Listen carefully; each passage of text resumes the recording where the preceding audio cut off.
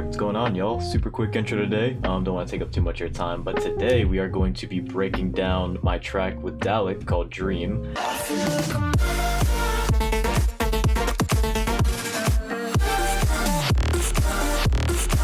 That is out everywhere on Don Diablo's label Hexagon, so that is super exciting, at least to me, and I can't wait to show y'all kind of just how we made the track and all that fun stuff. So this was the very first idea that I had that I sent to him, and I'm honestly surprised to even.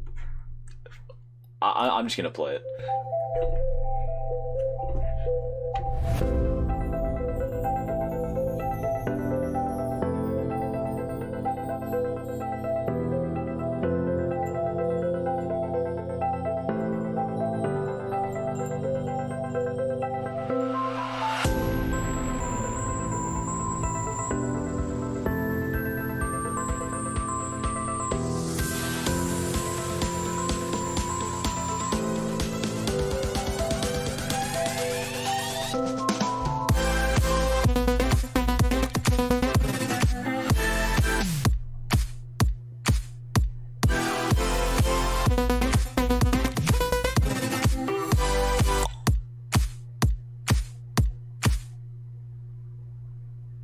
All right, so here we are. We got the drop up here.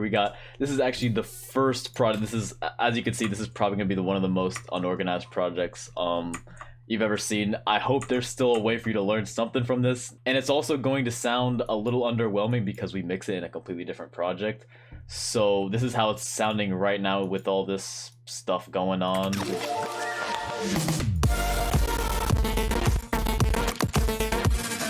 Okay, you get the idea. And we also have Dalic in the call here already. Yes. What is up? What is up? Okay, so the chords. Big chords. We got some processing here. Just EQ. I'll just go through one by one real quick. Whistle actually counts as a chord. It could have been in the lead section again. Unorganized though. Contact piano. It's just the grandeur, I think. Yes, it's the grandeur. Hardest setting. Just the most amount of velocity here. Got the glue. Yep. Massive preset. I think it's just close to like an init preset. Kind of like a retro 80. I use a whole bunch of diva in my projects, at least, even though I love diva here. Yeah. If I can find it though, we got and also the one thing you'll never want to learn from Mesto is putting all of your like melodic elements into one pattern. Yeah, what I always like to do is work in one pattern to make like the whole idea. I thought it was gonna be easy and concise, but with a track like this where there's just like a million different elements, it's gonna be the worst. Okay, here we go. It's just a brass galactic patch. Just pretty sawy. Just no effects. It's just SQ8L. I absolutely love this kind of like glassy sound. I'm always into like the retro stuff. Okay, so it's just this like Belpino. I think, yeah, SQ8L is free if I remember correctly, so I would definitely recommend something like that going. Really good. Super nice. This is something I think you sent this to me. This is just like, I think I did, yeah. Yeah, this is just like, again, just super, like we have multiple different EQs for some reason. And then We get the off key. this sounds really, I'm not gonna lie, this sounds really bad, but it just sounds, let me just try it.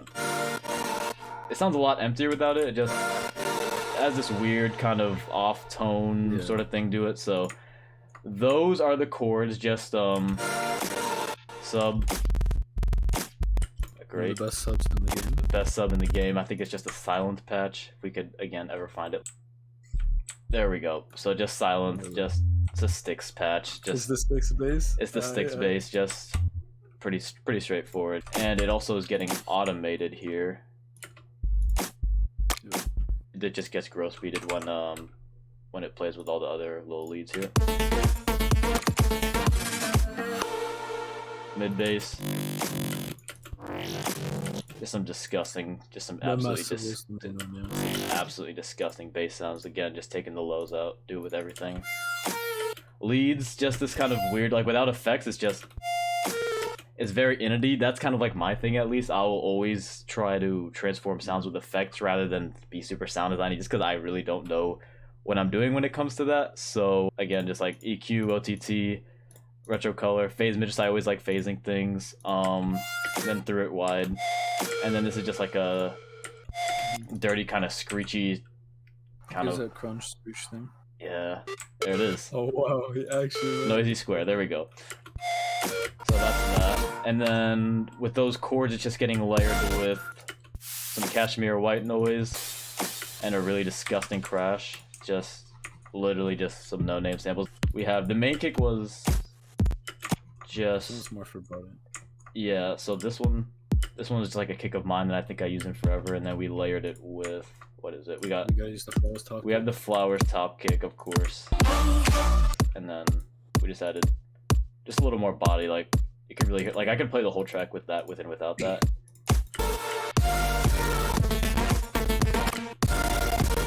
Well, I mean, we at least tried it. We at least tried to play it without it. So for this A part, for my, I guess you could call it like the Ryan Cost section, right? So you got the main idea is obviously. As are these 3 leads. I can show you the other 2. I'm not going to show you the exact processing on the main one just for reasons. But this one has, I mean, like without it. Look, it's not even, I literally use manipulator to even pitch it. I use effects to just get it in key. This is like just for like this kind of phasey grit. And this is what it sounds like when you take the effects off. Yeah. It is an actual silent init preset that you can process into sounding. It still doesn't sound good, but when you layer it, it just gives it like this kind of like classy kind of, I don't know, it's kind of like unique vibe. And also with those, in order to accent that da-da-da-da, like that 4th note, we have these little wubs here. I can, which you probably don't even notice, but without them, it kind of just falls flat. Like you can really, like you can notice the bass a little bit more. It just kind of like brings it all together. And then another cool thing which I do with melodies like these to just add a little more high end. I did this in Worth It too. But I add this little. It's this high end. What it is it's just a riser. It's this, or a downlifter. It's this Styx downlifter with no effects. It's just a chopped up riser with gross beat and again just like EQ and OTT stereo shape for the same shebang. And it just adds like a little bit of high end just to make it a little more balanced. There's just a little perk there. And then this is literally just a sample. Yeah. And this is the infamous guitar sample. Yeah, use this and then I've layered it with this little thing, which I also use again, super wide, just like this kind of weird rattly percussion thing. Some claps, some literally Dalic's own, like you heard it here, like this is all Dalic's claps, just to make it sound good. We have that, and then let me just on solo. Okay, good. So that, and then guitar. This is wide. Again, no problem.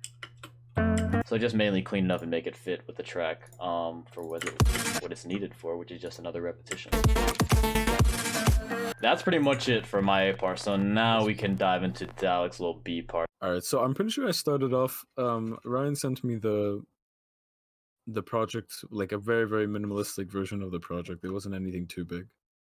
Like it sounded just like the version 1 of the song that you guys saw earlier. And the first thing I did, if I remember correctly, was where's the chops? Was I just had this rhythm in my mind.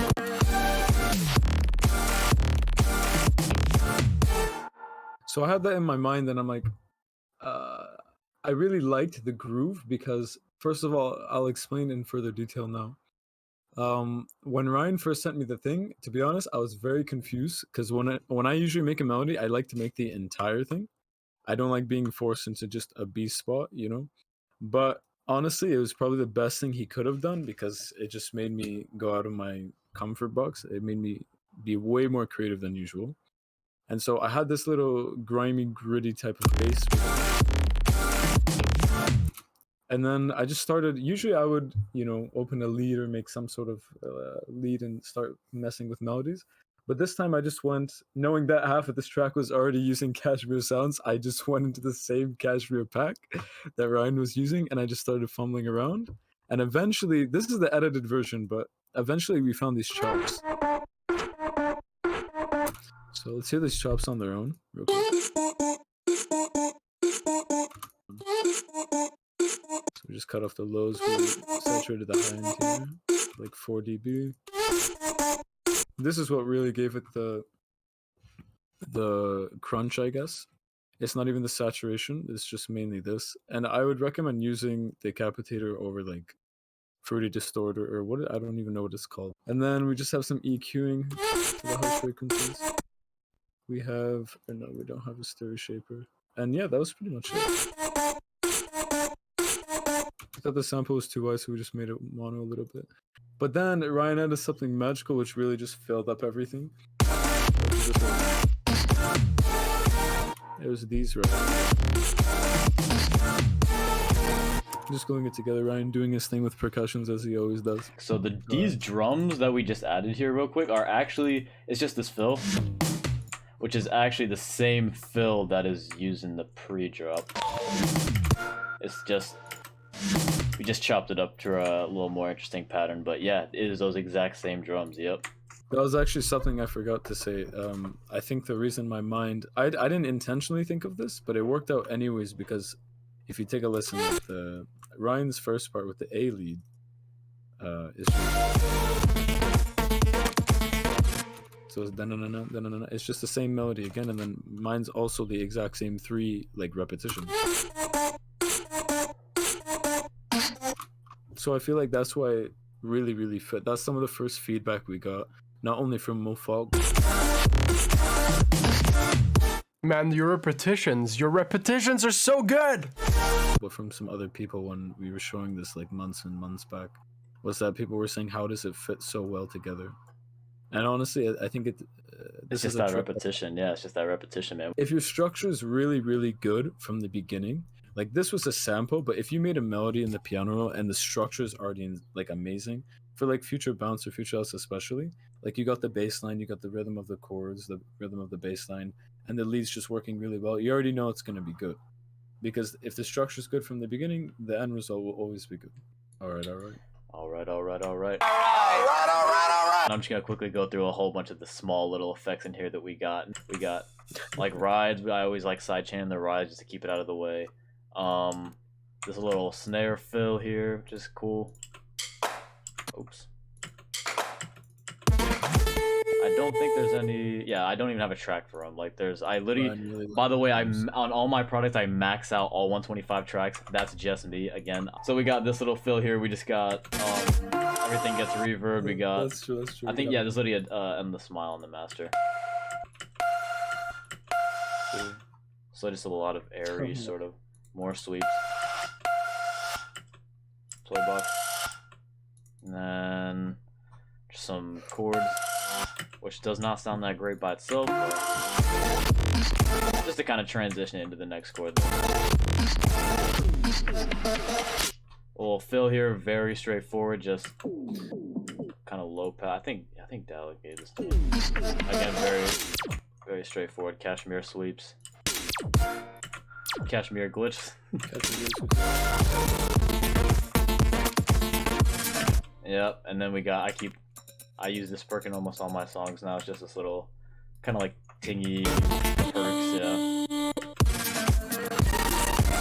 Chord change.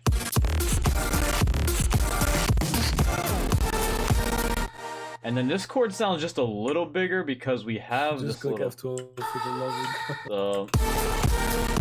little vocal screen. Other than that, though, I mean, pretty basic stuff. We got a tom there, and that is pretty much the drop we get. This is like a common theme in the track. I like kind of using like the same effects over and over again to kind of drive it home. So this, we have like this little camera effect, which we use here. Right at the right there, we use it again. Probably. Oh, that's a little too far, but. So that is pretty much the drop right there. Going back to the beginning of the track of the instrumental, we got the main sort of ARP idea, which of course is just, everyone knows, it's just a diva patch again. Just, yeah, so just pretty soft, nothing but just some EQing. Camel Crusher. just to kind of give it more presence, I guess. And then another EQ for like those higher notes, I think. And then as far as this is stuff that I just cannot help myself, I will always add ambience, little cassette things, just little random, very Grant-esque. And then again, just Kashmir drums. And this is kind of like a bottom end, it's like a heartbeat kind of.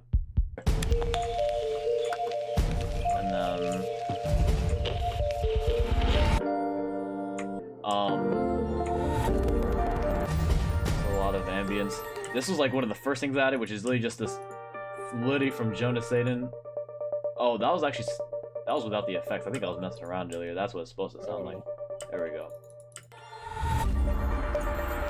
Yeah, so it's a lot. You can't even hear what it is anymore, but I think it's panning around too. It is. Yeah. Just added a little lower octave there. Just layered it. Labs piano, everyone knows. That labs piano. Everybody already knows. Diva just for the chords. Kind of like this detune. Again, Diva.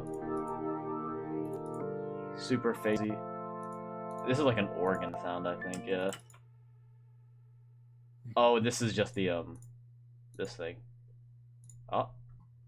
There we go, yeah, that sound. And then just like this nasty 80s kind of growly bass, I guess. But that's pretty much it for the intro, just with the arps on top. Oh, and we're reversing them. We're reversing the pianos. Chimes, I always use chimes. Kashmir Impact. Lino Noise. Wow, this lag. The ARP, which is actually, the ARP that we use in this is literally just the same. And the ARP's pretty It's cool. the same sound, just disable again.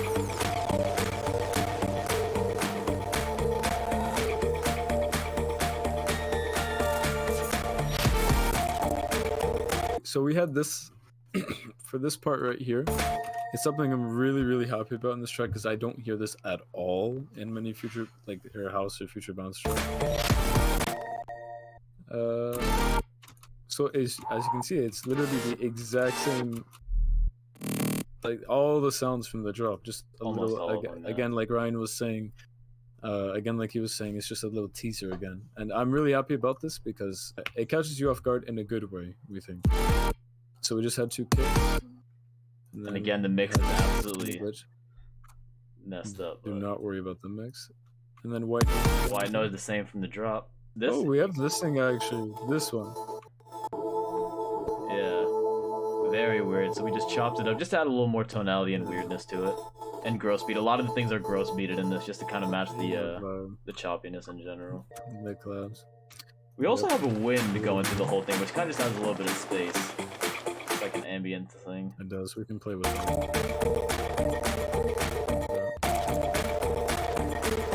And then, yeah, for this last bar here, just the camera. It's the home chord here. Just the record. And it mixed. Yeah, so this is the. That is we can super go with weird this. sounding. Yeah. So yeah. Alright, so here's the build-up. Before I even get into it, I'm just gonna play one time through all the way.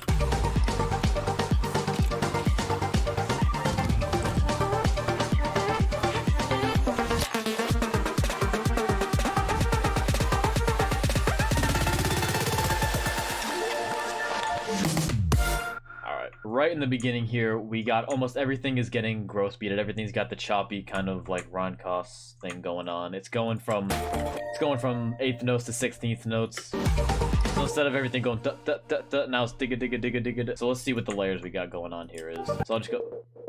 So whistle, like I'm literally using this here as like a chord. I'm using it as like a sort of voicing thing going on. It's like.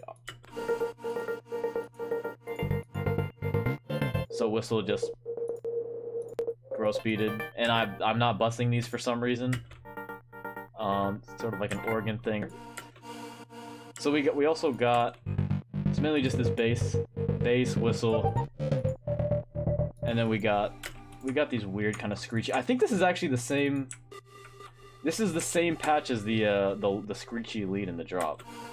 A lot of energy's coming from this this bass here, which is just getting sadder and sound good eyes. Let's see what's up. So super slidey. And then we got this, which I really like this little ARP thing. I don't know, it just fits with everything. It's hard to describe. And then we also have probably my favorite sound out of all these, which is literally just this separate. We had to bounce this out. Let's see here, yeah. Kind of like this flute. I think we just even called flute. So super cool. This without any.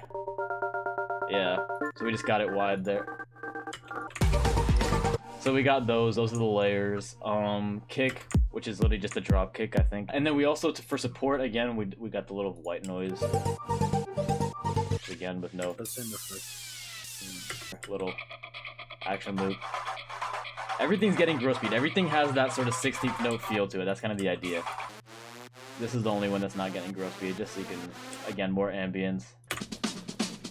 And then we just have loops here. Like, this is... I usually would not use an entire drum loop in a build-up, but this one felt so good. And it felt way better than just going like quarter note dot dot kind of build-up. So we got this is like the main one, which is just making it a little more present, and then for those transients, just to really pop out there. So that is that. And then we also have these extra drums here to accentuate those little accents there. So as these are playing, we have these and then that's just to sort of keep it intriguing, because by the second bar you're kind of bored of like the gross beat thing, so you need something like on board rhythm, and little drum transition. Then we got the chops there, so I think that's literally just a, where is it again? This sounds absolutely terrible by itself. I got a little bit of velocity automation there, but in the mix, just that little bit of sort of transition thing. And then the chops come in, low pass, just a little teaser there.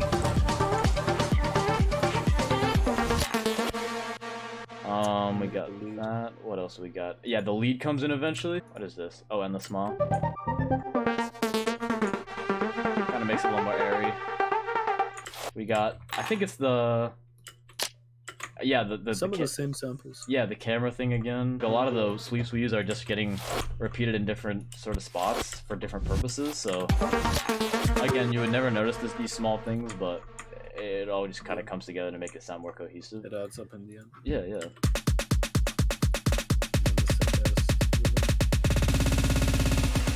Yeah, okay, so we gotta get these on. Right, so just again very basic. I think these are, oh no, these are, these don't even have tracks. They sounded great by themselves. Just risers, I mean, honestly not too many risers, just reverse wind chimes, which I'm a huge fan of. So then and then for this last bar, this is kind of cool. We just bring back all the ambience from the intro here. So vinyl noise, and then the drum fill, and that is really about it for the build-up. I mean, we got just like small stuff, like absolutely terrible sounds, but in the mix, it's like you don't even notice.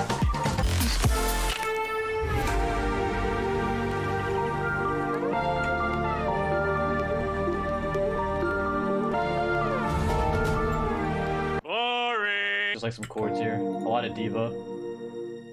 So kind of like not really a Rhodes. I don't even know how to describe that, but phasey organ going on. And again, there's some stuff that are not even in the mixer track that are playing like that. We got the high string, just a simple bass, diva again, very simple processing.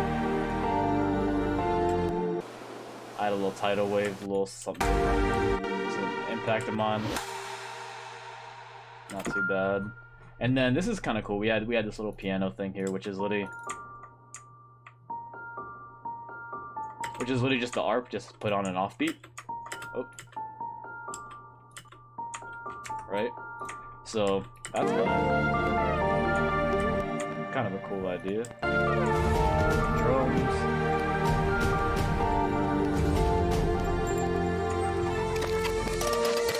So for the second break, it's actually a funny story. The idea came to me at a random 3 a.m. moment. I was Best messing ideas. around and I was thinking, usually the best ideas do come late at night. I don't know why it works like that, but it just does. Alright, let's see.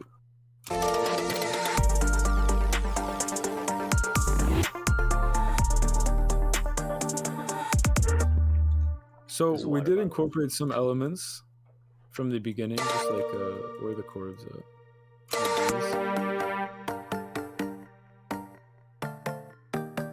To chopped up, obviously, to fit the whole new vibe. Yeah. We had the lasers, all these type of like samples in here as well. We had this slightly off, what's it called, off key, but somehow Off-key worked. kind of voice. Yeah. Throw it in the back and no one will care. Yeah, So maybe I'm just do pretty the sure drums by themselves or Where's something. the?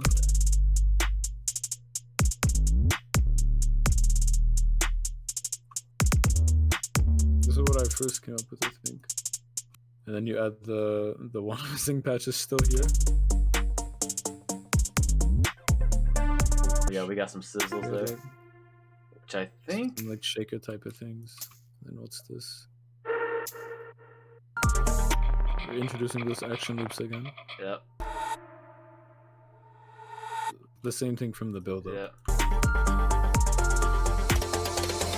And then going into the second part, we did that transition thing again, following the same exact camera flash sounds. Just we added some keys and I think a door unlocking.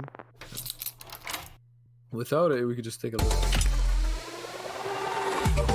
You know, again, it's really good using samples like this because it's not just a random like high-pitched vocal or something transitioning. It actually makes sense because it's like you're unlocking a door into the next section of the drop because it's a new type of build. We have a sweep going down, and then we have this JSCar Super sample weird, that I yeah. slightly changed, but it worked. Some greens. We used Just the two adding of up them to there. that one kick as an impact. Perfect. Release the line. Yeah. So that's pretty much it for the second break. Sick. Oh my god. Switch Bro, smart to you know save what you switching smart to save on does? It's like when there's nothing in your fridge and you just go back as if it's magically gonna reappear. That's what you do.